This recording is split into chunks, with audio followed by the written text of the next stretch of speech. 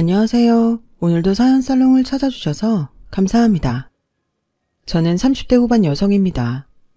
막내 아이를 낳기 전까지 동네 작은 가정의학과 의원에서 간호사로 근무했어요. 매년 가을쯤 독감 예방주사를 실시하는데 저는 그곳에서 남편보다 지금의 시부모님을 먼저 알게 되었어요. 지금에야 애나 어른 할 것 없이 독감 예방주사를 맞지만 12년 전만 해도 어린아이 빼고는 예방접종률이 그리 높진 않았어요. 그래도 연세가 있으신 분은 종종 주사를 맞으러 오셨는데 그때 전 지금의 시부모님을 처음 보게 되었어요. 어찌나 다정해 보이는지 시아버지의 손을 꼭 잡고 병원에 들어온 시어머니를 보며 나도 나중에 결혼하면 꼭 저렇게 늙고 싶다고 생각할 정도였어요. 사람들이 보는 눈은 비슷하다고 하죠. 나중에 알고 보니 저희 시부모님은 이 동네에서 금술 좋기로 유명하신 분들이셨고 다른 간호사 선배의 말을 듣기로 시어머니는 당뇨와 혈압, 그리고 고지혈증 등 저희 병원에 자주 오시는 단골 환자셨어요. 그리고 언제나 그런 시어머니와 시아버지는 동행하셨죠. 접수를 시작으로 병원에서 시어머니를 아기 대하듯 보살피기로 소문이 자자하셨습니다. 처음 보는 간호사 아가씨네. 시어머니는 주사를 준비하고 있는 저에게 먼저 다정하게 말을 거시더라고요. 네, 이번 주부터 근무하게 됐어요. 인물이 아주 곱네. 감사합니다. 어머님도 엄청 미인이세요. 처음 본 시어머니와 전 그렇게 간호사와 환자로 서로 첫인상이 참 좋았어요. 그렇게 제가 근무한 지 3개월 즈음이 되었고 시어머니는 여느 때처럼 혈압약을 처방받기 위해 시아버님과 병원에 찾으셨어요. 그리곤 저에게 내가 정말 고민을 여러 번 하다가 얘기하는 건데 우리 간호사님은 애인 있나? 라고 물어보지 않겠어요? 전 너무 놀라서 네? 하고 당황한 기색을 보였죠. 그런 저에게 시어머니는 내가 너무 놀라게 했나? 사실 나한테 아들이 하나 있는데 볼 때마다 둘이 잘 어울릴 것 같아서 라며 말끝을 흐리셨어요. 전 그제야 애인은 없는데 아직은 연애할 생각이 없어서요 라고 대답했고요. 사실 저는 그때 8년 사귄 남자친구와 결혼 직전까지 갔다가 헤어졌고 그 후유증으로 연애는커녕 남자를 만날 생각이 전혀 없던 때였어요. 저의 대답에 시어머니는 그래? 아쉽네 라며 서운한 얼굴빛을 보이셨고 전 그런 시어머니를 보기가 민망해 더 분주하게 움직였어요. 그렇게 시간이 또 흘러 시어머니의 다음 진료일이 잡혀있던 날이었어요. 지난번 일이 있었지만 시간도 꽤 지났고 개의치 않으려고 마음을 먹고 있는데 시어머니는 이번에 시아버님이 아닌 지금의 저희 남편을 데리고 병원에 오셨습니다. 어머, 오늘은 아드님이랑 오셨네요. 접수처에서 다른 여자 간호사가 톤이 살짝 업되어서는 설레는 듯 말을 했고 전 그 소리에 시어머니와 동행한 남편 얼굴을 봤어요. 훤칠한 키에 뚜렷한 이목구비. 누가 봐도 남편은 남들에게 호감을 살 만한 훈남이었어요. 그 순간 저는 그냥 애인 없다고 아드님 소개해달라고 할걸 하고 생각이 될 정도였죠. 그러면서도 혹시 시어머니가 전에 제가 애인은 없다고 했으니까 은근슬쩍 소개하시려고 남편을 데리고 온 게 아닐까 하는 기대도 살짝 했는데 그건 저의 김칫국이었어요. 정말 시어머니와 남편은 진료만 딱 보고 발걸음을 돌렸고 전 아쉬움에 시어머니와 남편의 뒷모습만 바라봐야 했어요. 그게 저와 남편의 첫 만남이었어요. 결혼하고 나중에 남편에게 듣기로 그때 시어머님이 거기 간호사 한 명이 새로 왔는데 얼굴도 예쁘고 싹싹한 게 너무 괜찮더라. 가서 얼굴이라도 한번 볼래? 라고 남편을 데리고 병원에 온 거라고 하더군요. 그 후 종종 시어머니는 당신의 남편 대신 저희 남편을 데리고 병원에 오셨어요. 전 여느 때처럼 친절하게 응대했고 또 주사실에서 준비하는 저에게 시어머니는 우리 아들 어때? 내 아들이라 하는 소리가 아니라 생긴 건 어디에 나도 빠질 데가 없어. 라며 운을 떼셨어요. 그래서 전 제가 봐도 미남이신데요. 주변에 인기 많으실 것 같아요. 라고 대답했고 시어머니는 그런 제 말에 손사래를 치며 아니야. 워낙에 숫기가 없어서 여태 연애도 못하고 내가 아주 걱정이 많아. 그 순간 전 마음속으로 야호를 외쳤어요. 하지만 티는 낼 수 없어서 그래요? 전혀 그렇게 보이지 않던데. 어때? 지금도 연애할 생각이 없어? 라며 기대에 찬 얼굴로 저에게 아들에 대해 다시 한번 물으시더라고요. 그렇게 저와 남편은 시어머니의 강력한 주선으로 만남을 시작했어요. 남편은 정말 듣던 대로 숫기가 없는 사람이 맞았어요. 저 성격에 사회생활은 어떻게 하려나? 궁금하던 차에 남편에게 자신의 직업이 직업 군인이라는 말을 듣게 되었고 군인 A는 대학교 이후 처음이라 기분이 이상해 웃었던 기억이 납니다. 그 후 저희는 연애를 시작했어요. 남편은 숫기가 없지만 착하고 다정한 사람이었고 무엇보다 화목한 집안에서 사랑받고 자란 티가 나서인가 사람 자체가 구김이 없어 보여 좋았어요. 요즘 우리 아들이랑 잘 만나고 있나? 사내놈이라 집에선 톡톡 물어봐도 그냥 그렇다고만 하고 얘기를 안 해줘서 내가 아주 여기 오기 전까지 궁금해서 죽겠더라니까. 시어머니는 그렇게 병원에 진료가 있는 날이면 당신 아들의 여자친구인 저에게 그동안 궁금한 것들을 풀어놓았죠. 그 덕분에 저의 연애는 병원에서 공공연하게 드러나 늘 화제거리가 되었어요.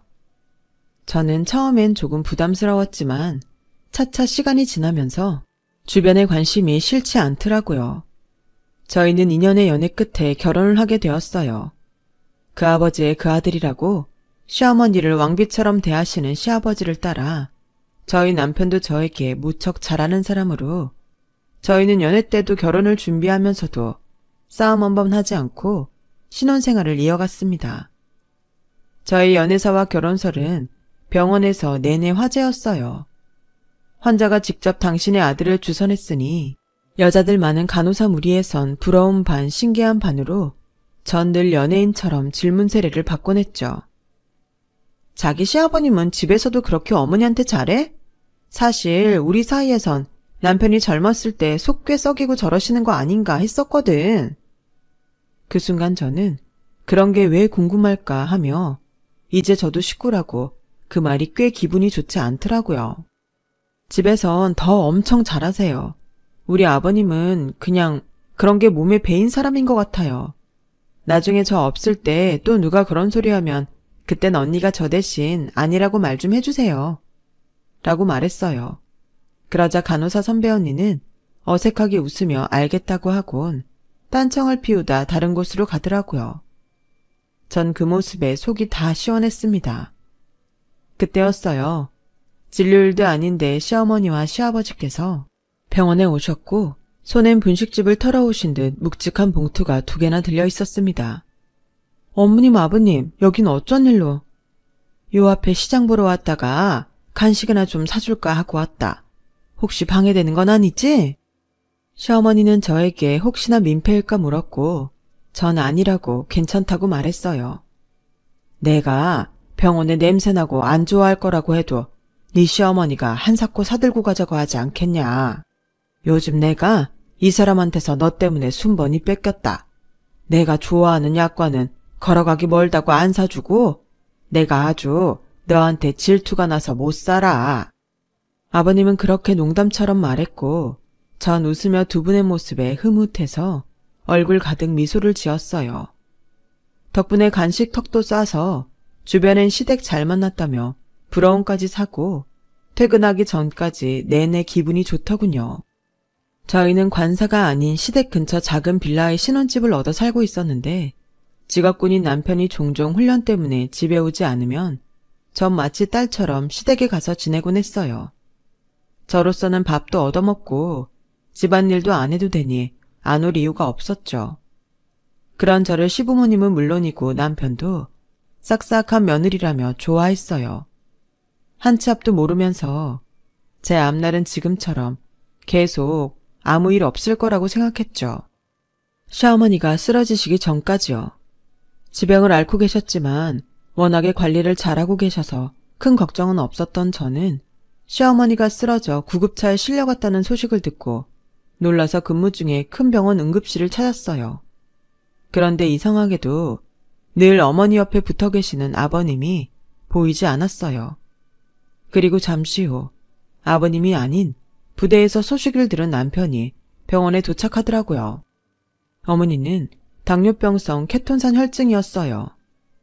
저는 어머님의 검사 결과가 나오기 전부터 계속 아버님에게 전화를 걸었지만 핸드폰 전원이 꺼져 있었고 의식이 희미하셨던 어머니는 곧 의식을 찾으셨죠.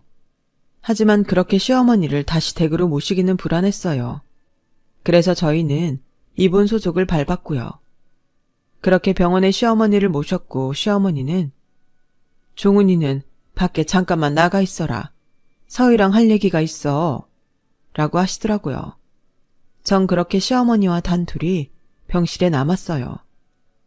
지금부터 내가 하는 말 잘 듣고 네가 내 부탁 좀 들어줘야겠다. 어머니는 그렇게 말씀을 시작하셨고 전 듣는 내내 믿을 수 없는 사실에 입을 다물지 못했습니다. 어머니가 힘들게 꺼낸 이야기는 시아버님에 관한 이야기였어요. 당신의 아내만 지극정성으로 챙기던 저희 시아버지의 놀라운 비밀이었죠. 내 시아버지한테 다른 여자가 있다. 감쪽같이 속이고 10년이나 두 집 살림을 했어. 어머니는 담담하게 이야기하려 했지만 잘 되지 않는 듯 보였어요. 그도 그럴 것이 10년이나 당신을 속이며 그렇게 일편단심 연기를 했으니 누가 그 배신감을 참을 수 있겠어요. 전 어머님의 손을 꼭 잡아드렸어요. 저희 시아버님은 초등학교 교장 선생님을 하시다 정년 퇴임을 하셨거든요. 어머니는 그 내연녀가 아버님이 학교에 근무할 때 만난 사람이라고 하셨고 직접 듣기로 그 내연녀는 아버님이 근무하는 학교에 다니는 손주를 아들 내외 없이 도맡아 보살피던 학부형이라고 하시더군요. 세상에, 교장 선생님과 학부형의 만남이라니. 지금 생각해도 어떻게 그럴 수 있지 하며 놀랍기만 합니다. 저는 어머님이 어떻게 그 사실을 아셨는지 궁금해서 조심스럽게 여쭤봤어요. 그러자 어머니는 요즘 들어 꾸준히 관리하는데도 몸이 좋지 않아서 이러다 큰일이라도 나지 싶더라. 그래서 큰 병원에 가봐야겠다고 생각하다가 예전에 들어놓은 보험에 혹시 뭐라도 이용할 수 있는 게 있나 싶어서 찾아봤지. 근데 글쎄 거기서 처음 보는 전세계약서 한 장이 나오지 않겠니? 어머니는 그게 뭔가 싶어 자세히 읽어봤고 아버님의 명의로 계약된 7천만 원짜리 전세계약서라는 사실을 아셨다고 해요. 그 순간 너무 어이가 없어서 아버님께 물어볼까 하다가 직접 그 주소로 택시를 타고 가보셨는데 거기서 두 집 살림을 하는 아버님과 딱 마주치신 거였습니다. 보고도 믿을 수가 없었는데 당신보다 한 10살은 어려 보이는 여자와 다정한 모습을 보니 믿지 않을 수가 없었다고. 그래서 당장에 아버님과 내연녀 앞으로 가서 난생 처음으로 아버님의 멱살을 잡으셨대요. 그러자 놀라신 아버님은 당황하시다가 어차피 알게 된 거 어쩔 수 없다는 듯 당신의 바람을 커밍아웃 하셨답니다. 그리고 더 황당하게 아버님은 저희 어머니께 이혼해도 좋고 별거해도 좋아. 당신이 원하는 대로 해줄게. 라며 당당하게 말씀하셨대요. 시어머니는 그 충격에 혈압이 오르셨고 마치 온몸으로 분노가 폭발하듯 복통과 함께 앞이 보이지 않더니 그 자리에서 쓰러지셨다고 하더라고요. 전 들어도 도무지 믿을 수가 없었어요. 그렇게 어머니만 위하셨던 아버님이 10년이나 다른 여자를, 그것도 살림을 차렸다는 게 상상조차 되지 않았거든요. 하지만 나중에 구급대를 통해 알게 된 사실에 전 어머니의 말을 믿지 않을 수 없었는데요. 황당하게도 저희 어머님은 아버님의 내연녀가 신고한 구급차에 실려오셨더라고요. 저는 마치 제 남편이 저를 속인 듯 화가 나서 아버님께 직접 확인해야겠다고 흥분했어요. 하지만 어머니는 그런 저를 말리며 동네에 보는 눈도 많고 저희 남편이 알면 충격에 빠질 거라 이 일을 조용히 덮고 싶다고 하셨습니다. 저는 그런 어머니가 답답해서 10년 동안 감쪽같이 속으셨는데 안 억울하세요? 저는 조용히는 못 덮어요. 오빠한테 얘기해서 그 내연녀도 가만 안 둘 거예요. 라고 말했고 시어머니는 제 손을 잡으시며 당신 부탁이니 제발 조용히 내연녀를 정리할 방법을 알아봐 달라고 하셨죠. 저는 마치 큰 숙제를 받고 돌아온 사람처럼 집에 와서 끙끙 앓았어요. 소문이라도 날까 싶어 누구한테도 의논하지 못하고 혼자만 소갈이해야 했어요. 저는 일요일에 남편에게 어머니의 병간호를 맡기고 친정에 일이 있다고 거짓말을 하고는 그리고 어머니에게 받은 주소로 찾아갔습니다.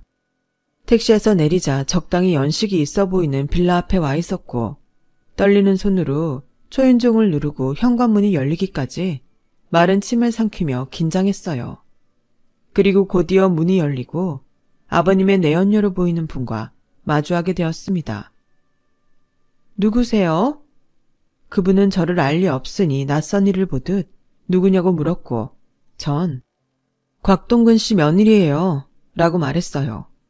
제 말이 끝나자 그분의 얼굴은 순식간에 어쩔 줄 몰라 하는 얼굴로 바뀌었고 아버님은 지금 외출 중이라 들어와서 이야기하자고 저를 안으로 안내했어요.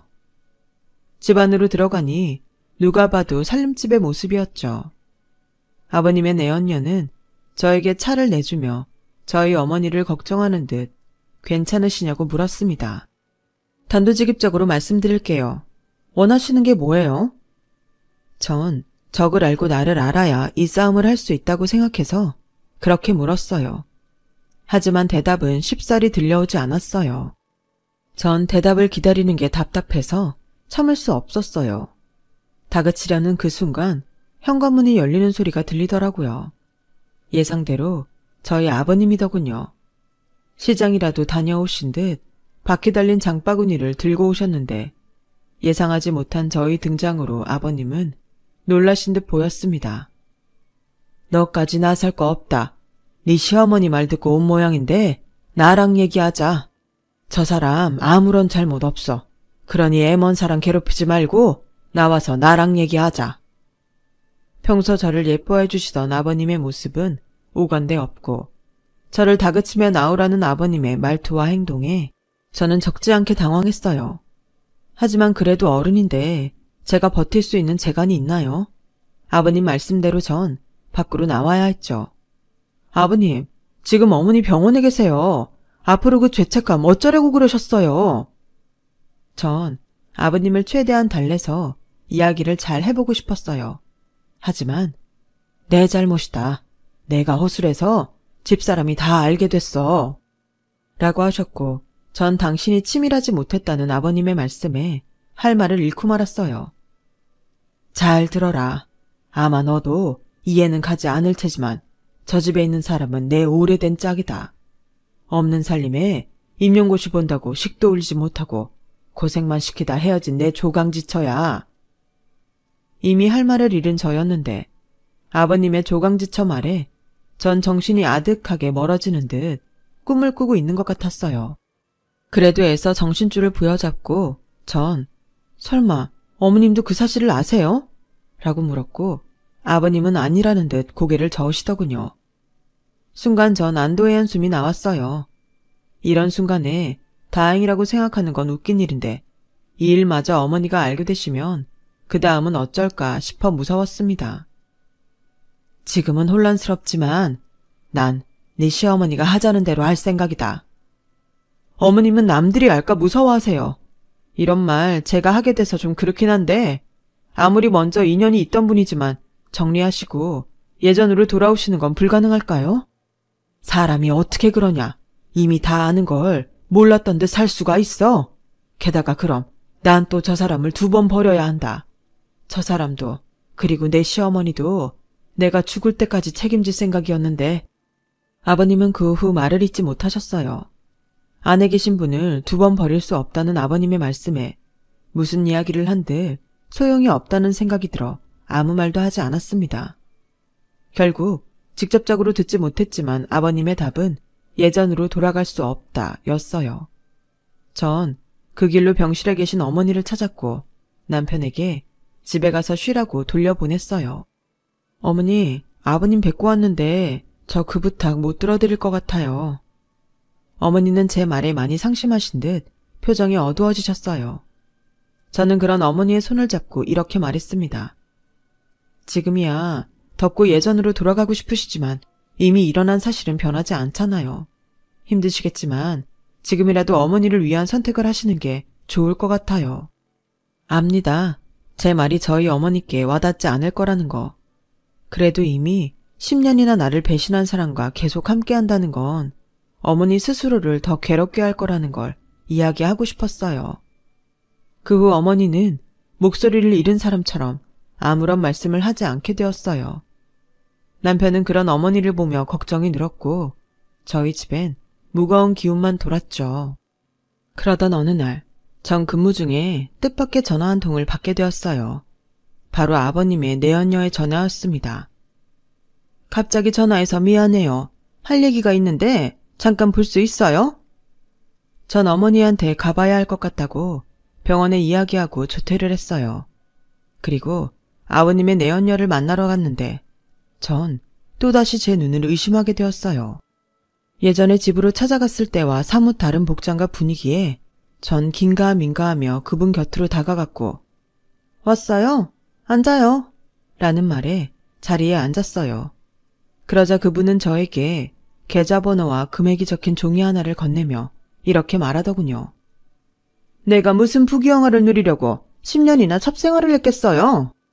거기 적힌 대로 돈 보내주면 깨끗하게 사라져 줄게요. 그쪽 아버지 절대 저 못 버려요. 내가 떠나지 않는 이상 그쪽 집이 원하는 대로는 절대 돌아갈 수 없다는 얘기니까 그쪽 시어머니랑 잘 상의해서 결정해요. 저는 기가 차서 말이 나오지 않았어요. 적어도 옛사랑에 미련에 절절한 사람들이라고 생각했는데 아버님은 몰라도 그 내연녀는 속이 시꺼먼 사기꾼이었죠. 저는 어이없다는 듯 종이를 그 여자 보는 앞에서 찢었어요. 제 행동에 놀란 여자의 표정은 정말 가관이었고요. 전 순간 핸드폰을 들어 찢어진 종이 조각과 그 여자의 사진을 찍었어요. 난 이 사진 한 장이면 이 문제를 해결할 수 있을 것 같은데요. 그럼 안녕히 가세요. 아, 어머니한테 얘기해서 상간녀 소송도 할 거예요. 우리 아버님이야 10년 동안 당신한테 노란한 거니 아마 당신이 원하는 대로 되진 않을 것 같네요. 전 제 앞에 놓인 냉수를 한 번에 원샷했고 시원한 얼굴로 그 자리에서 일어났습니다. 그러자 그 여자는 어디서 그런 힘이 생겼는지 저를 붙잡고 제 핸드폰을 뺏으려 했고 전 그런 그 여자를 밀어버렸죠. 여자는 비명을 질렀고 전 그 사이에 그 여자를 뿌리치고 거기를 나왔습니다. 그리고 곧장 아버님을 찾아갔어요. 아버님 앞에 제가 사진 2장을 내밀고 이야기하자 아버님은 현실을 부정하듯 혼란스러워하셨고 전 아버님께 이렇게 말했습니다. 선택은 아버님이 하세요. 전 솔직히 아버님께 실망했어요. 아버님은 비겁하게 선택을 어머니한테 미루셨고 좋은 사람인 척 어머니를 기만하셨어요. 결국 어느 쪽도 아버님은 책임지지 못하신 거예요. 지금이라도 비겁하게 굴지 마시고 사태 파악 잘하세요. 제 이야기가 다 끝날 무렵 뻔뻔한 여자는 아까와는 다른 모습으로 돌아왔더라고요. 마치 제가 어디서 비슷한 사람의 사진을 구해온 듯 놀라는 연기를 선보이는데 참 어이가 없었습니다. 하지만 예전 아버님 말씀대로 몰랐으면 모를까 사실을 안 이상 예전으로 돌아갈 수는 없었어요. 아버님은 그토록 애틋했던 당신의 조강지처에게 사실이냐며 추궁했고 여자는 딱 잡아떼며 제가 꾸민 짓이라고 뒤집어 씌우려고 했지만 며느리가 무슨 수로 그 사진을 찍나며 아버님은 배신감에 치를 떨었습니다. 그러자 그 여자는 울며 불며 억울해서 그랬다고 10년 동안 죽어 지내면서 그 자리는 자기 자리인데 저희 어머니가 다 누리고 산다며 억울해서 돈이라도 뜯어내고 싶었다고 이실짓고 하더군요. 아버님은 끓어오르는 분노에 집안 살림을 전부 부수기 시작하셨어요. 그리고 그 자리에 계속 있기가 좀 그래서 전 빠져나왔어요. 밖으로 나오니 여자의 우는 소리가 현관을 넘어 제 귀에 들렸어요. 차라리 정말로 애틋한 관계로 남지 저게 뭔가 싶어 측은한 마음이 다 들더라고요. 그 후 전 시어머니에게 이 사실을 모두 이야기했어요. 제 이야기를 들은 어머니는 오랜만에 자신의 목소리로 사람이 물러터져서 그런 일이나 당하고 라며 혼잣말을 하셨고 저에게 나 퇴원하련다. 의사 선생님도 아침에 나만 괜찮으면 퇴원해도 된다고 하셨어. 네 얘기 들으니까 도저히 여기 있을 수가 없구나 하시더라고요. 전 그런 어머님께 어머니는 괜찮으세요? 10년 동안 속아 지내셨는데 예전처럼 사실 수 있으세요? 라고 물었어요.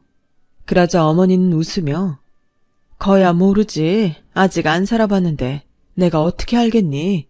그냥 지금은 네 시아버지가 괘씸하면서도 저 양반이 어쩌고 있나 걱정이 돼서 마음이 안 편해 하시더군요. 부부가 함께 오래 살면 이런 걸까요? 저는 아직도 그때의 어머니의 마음을 다는 알지 못하겠습니다. 그 후 어머님은 퇴원을 하셨고 아버님은 식구들 볼 면목이 없다며 짐을 싸고 집을 나가셨어요. 그때까지 아무런 사실을 몰랐던 남편은 제 이야기를 듣고 당장에 그 여자를 찾아가겠다고 난리를 피웠지만 어머님이 일단 아버님을 찾는 게 우선이라며 남편을 말렸고요. 저와 남편은 어머님을 혼자 둘 수 없어 어머니의 집으로 들어갔어요. 그렇게 한 달이 지난 즈음 집에 택배 상자 하나가 도착했고 그 안엔 약초와 갖가지 당뇨와 혈압에 좋은 먹거리들이 가득 들어 있었습니다. 보내는 주소는 없었지만 그 택배를 보낸 이가 아버님이라는 사실은 알 수 있었죠. 그 길로 남편은 운송장 번호에 찍힌 지역을 샅샅이 뒤졌어요. 강원도 어느 시골 장터에서 아버님을 찾을 수 있었죠. 아버님은 평생 사죄하며 살겠다고 절대 돌아가지 않겠다고 하셨어요. 남편은 뭘 잘했다고 고집을 피우시냐고 아버님을 모셔오려고 했지만 역부족이었어요. 그렇게 몇 년간 저희 시부모님은 떨어져 지내는 시간을 갖게 되셨어요. 어느새 어머님은 당신이 겪은 배신감보다 한 달 아니면 2달 만에 오는 아버님의 택배를 기다리시더라고요. 끝내 당신이 이곳 생활을 정리하고 아버님께 가시겠다고 저희 부부에게 통보를 하셨어요. 안 돼요. 거기 너무 외져서 병원도 멀고 내가 가서 아버지 설득해서 모셔올게요. 남편은 어머니의 선택에 반대했습니다. 저 역시 같은 생각이었어요. 하지만 어머니의 마음은 확고하셨어요. 네 아버지 성격을 내가 몰라? 네 아버지 절대 자기 발로 못 와. 거기 가서도 병원 잘 다니고 관리 잘할게. 무슨 걱정이야. 네 아버지가 있는데 오죽 더 잘 챙길까? 그러니까 너희는 너희끼리 잘 살아. 어머니는 그렇게 말씀하시고는 홀가분한 얼굴로 최소한의 집만 꾸려 남편의 차로 아버님께로 가셨어요. 남편 말이 원룸 같은 작은 곳에서 살림살이도 없이 사는 집에 어떻게 어머니가 계실지 걱정이라고 했어요. 그래서 전 남편에게 한 가지 제안을 했습니다. 우리도 가자. 여기 집들 정리하면 거기 어머님 아버님 집도 구해드리고 우리 살 곳도 구할 수 있을 거야. 남편은 제 말에 놀란 얼굴로 저를 쳐다봤어요. 사실 나도 이제 병원 그만두고 우리 아이 낳아서 키우고 싶어. 당신도 당신 일에 대해 다시 생각하고 있던 참이기도 했고 요즘은 일부러도 시골로 가잖아. 잘됐다. 우리도 이참에 내려가자. 남편은 재차 저에게 정말로 괜찮냐며 몇 번이나 물었어요. 하지만 저 역시 오랜 고민 끝에 내린 결정이었어요. 남편 직업에 대한 고민도 함께 있었죠. 저희의 새로운 시작에도 좋을 것 같았어요. 저는 괜찮다고 말했고 3개월 뒤 시부모님을 따라 거주지를 옮기게 되었죠. 몇 달 만에 본 시부모님의 모습은 예전 모습 그대로였어요. 다행이다 싶다가도 정말로 괜찮을까? 걱정되는 마음이 동시에 들더라고요. 그런 저에게 어머니는 제 마음을 안다는 듯 저에게 슬쩍 다가와 너도 살다 보면 별의 별일 다 겪겠지만 내가 먼저 살아보니 그래도 부부는 떨어져 있는 것보다 같이 있는 게 더 낫더라. 지지고 볶고 싸워도 그런 상대가 있다는 게 좋아. 라고 말씀하시며 웃으셨어요. 전 그 웃음에 비로소 마음이 놓였고 아버님은 예전부터 더욱 어머니를 극진하게 대하시며 12년이 지난 지금까지 아무 일도 없었다는 듯 살고 계십니다. 어느 날인가 어머니와 차를 마시는데 이런 말을 하셨어요. 산다는 게 별거 없다. 삼시세끼 잘 먹고 아프지 않고 외롭지 않으면 그게 행복이지 뭐 있겠니? 안 좋은 생각은 좋은 생각으로 덮으면 된다. 내가 너한테 줄세사는 많이 없지만 사는 동안 내 지혜는 주마. 그게 내가 지금까지 네 시아버지랑 잘 사는 비결이다. 전 웃으며 아무리 지혜가 있어도 남편이 협조하지 않으면 그건 불가능해요, 어머니. 그냥 재산을 주시는 게 제가 좀 더 빨리 행복할 것 같아요. 라고 농담으로 말했고 어머니는 당황한 얼굴이셨다가 크게 웃으셨어요. 저희는 그렇게 사소한 일에도 웃고 살려고 합니다. 요즘은 아이들까지 있어 저희 가족은 웃는 날이 더 많아졌어요. 그 덕분인가 어머니의 건강은 더욱 좋아지셨고요. 요즘 사소한 것도 많이 웃고 살아요. 그러면 웃으면 그 웃음이 또 웃음을 데리고 오는 것 같습니다. 그렇게 살다 보면 그게 화목이고 행복이 아닐까요? 지금까지 긴 이야기 들어주셔서 감사합니다. 부디 많이 웃으시고 행복하세요. 여러분, 사연 댓글에 응원과 현명한 조언 부탁드려요. 좋아요와 구독은 저에게 큰 힘이 됩니다. 오늘도 좋은 일 가득하세요.